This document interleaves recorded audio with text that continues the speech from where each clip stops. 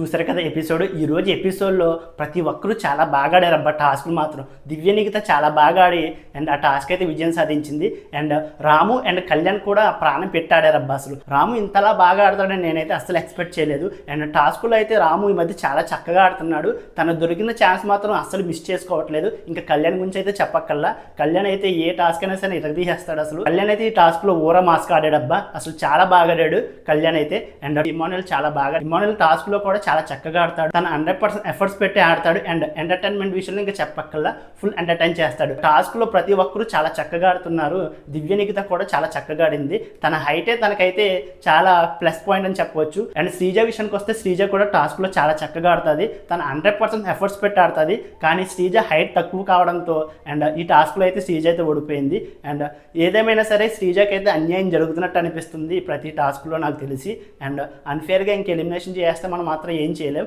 And ఈరోజు ఎపిసోడ్లో అయితే ప్రతి ఒక్కరూ చాలా చక్కగా ఆడారు. నాకు ఎక్కువగా కళ్యాణ్ రాము బాగా ఆడినట్టు అనిపించింది. వీళ్ళిద్దరైతే అసలు నువ్వా నేనన్నట్టు అయితే ఈ టాస్క్ అయితే ఆడారు. ఈ రోజు జరిగిన ఎపిసోడ్లో మీకు ఎవరు బాగా ఆడారనిపించిందో వీడియోని లైక్ చేసి మీ అభిప్రాయాన్ని కామెంట్ చేయండి.